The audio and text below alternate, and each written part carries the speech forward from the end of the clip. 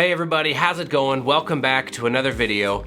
I'm Ryan Beach, and in today's video we're going to be talking about 5 tips that I want to share with you that I hope will help give you more success in your musical career. When I look at YouTube's analytics, it looks like the bulk of the people that watch my videos are younger.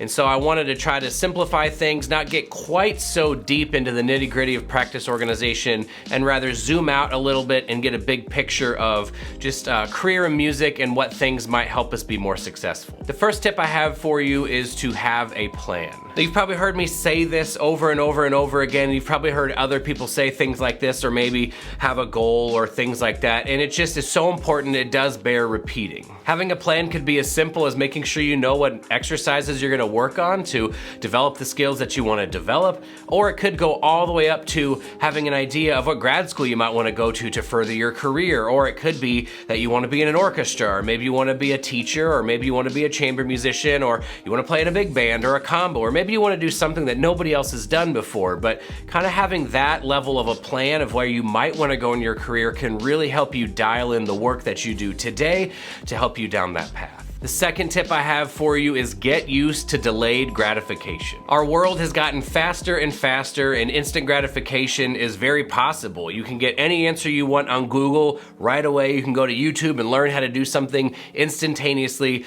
Unfortunately, learning a musical instrument and getting better is not like that. There's a full article that I read that really helped me to dive into understanding delayed gratifications that was written by Tony Robbins.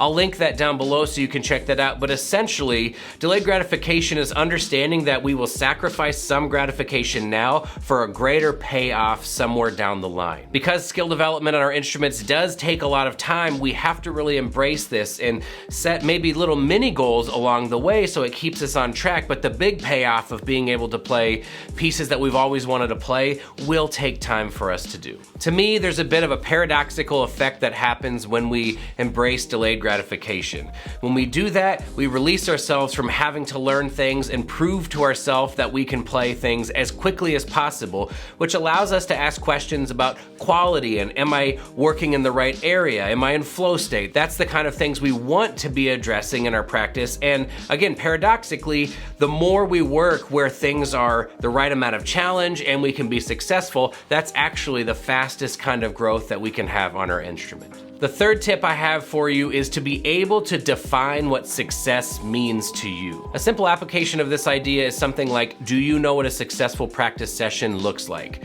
This will help you be able to walk away from a practice session and not ask questions like, should I have done more? Did I need to do another repetition? Am I falling behind all of the other people that are practicing when I'm not practicing? Another really important application of this is when you're actually playing your instrument, do you know what you're trying to accomplish? Do you have a strong mental model in your head that is saying, this is what I'm trying to accomplish, this is what I'm doing right now, and you're trying to get those two things to meet? If you don't have that, it's gonna be really hard to track progress and see that you are actually moving in the direction you want to move in when you practice. The fourth tip that I have for you for more success in your musical career is to put process over result. What I mean by this is instead of simply focusing on how you sound and whether it's good enough or whether you think it's horrible, try to focus more on the process that you are using to get that result and continuing to refine that process over time. This also allows us to go to auditions or have recitals, and if the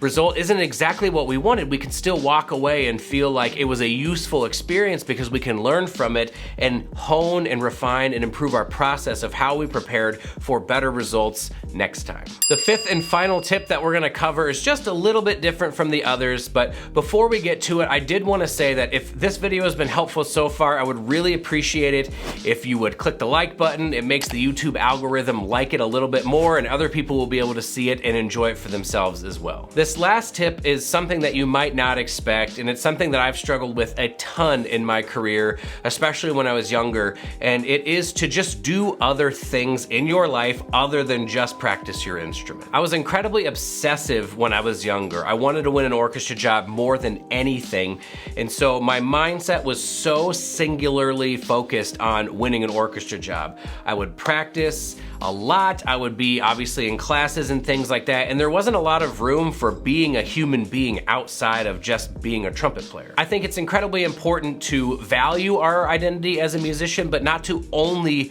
see ourselves that way. But when you don't do other things, it can be hard to do that. So maybe that means for you need to go out and create something that's interesting to you, or maybe you need to engage in other activities that would help you be more well-rounded, like maybe spending time in the gym, or going outside and running, or going on walks, or maybe you want to cook, or maybe you want to read more books. There's all sorts of different things, and the more we do these other things, the more we begin to see that we have other ways of experiencing life. Another really important aspect to make sure we're not overlooking in pursuit of whatever particular goal we have is to make sure that we're nurturing relationships with our family and our friends. And finally, one thing that I'm currently looking into in my own life, and something that if you have extra time and it is on your heart to do it, find some ways to go out and serve your community.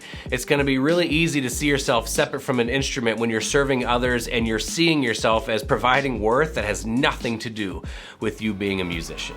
Thanks so much for watching the video. I really hope it helps serve to give you some ideas that will help you be more successful in your musical career. I'll leave a link down below where you can sign up for a 30-minute meeting if you want to talk to me about any of these types of things.